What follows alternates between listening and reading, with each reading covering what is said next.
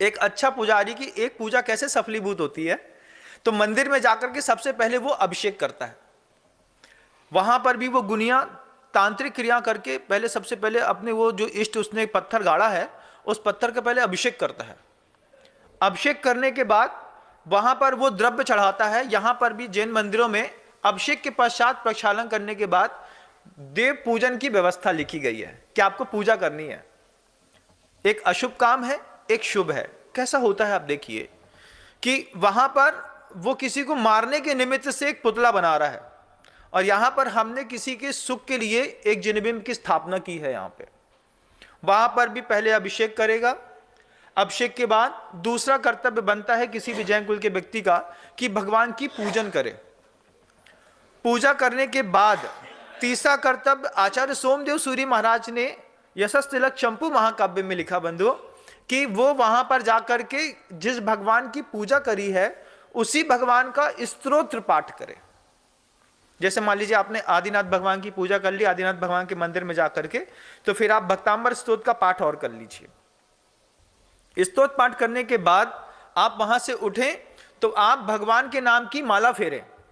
जैसे वो गुनिया वहां पर मूर्ति पूजा का विज्ञान है, वो वहां पर भी माला फेर रहा है। जिसका हित करना है उसको अपने आज्ञा चक्र में रख करके उसके नाम की माला फेर रहा है, अशुभ हो जाएगा उसका। होता है ऐसे। यहां पर जो पवित्रतम साधक होते हैं वे भी वहां पर जाकर के, जो जैन दर्शन के पुजारी हैं मंदिर में जाकर के गृहस्थ पूजा करते हैं, वे पुजारी लोग भी मंदिर में जाकर के पहले अभिषेक करेंगे।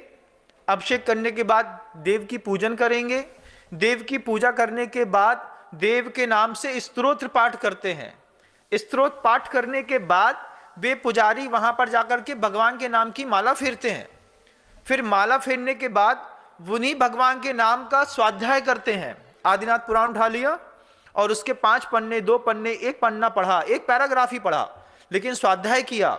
स्वाध्याय करने के बाद ध्यान में बैठ करके और उन्हीं भगवान का कि कैलाश पर्वत से आदिनाथ स्वामी मोक्ष गए थे और ऐसा ध्यान करते हैं, तब जाकर के किसी एक व्यक्ति की जैन कुल में आने के बाद एक पूजा सफल मानी जाती है।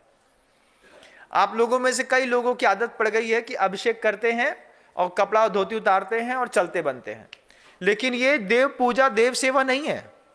वे गुनिया लोग वहां पर किसी व्यक्ति का अशुभ करने के लिए भी ये 5 क्रिया करते हैं। शुभ क्रिया करने के लिए अपने लिए भी जैन कुल के व्यक्ति को इस तरीके के 6 प्रकल्प को अपनाना पड़ता है। मंदिर जी के अंदर जाकर के अभिषेक करिए। अभिषेक करने के बाद भगवान की पूजन करिए।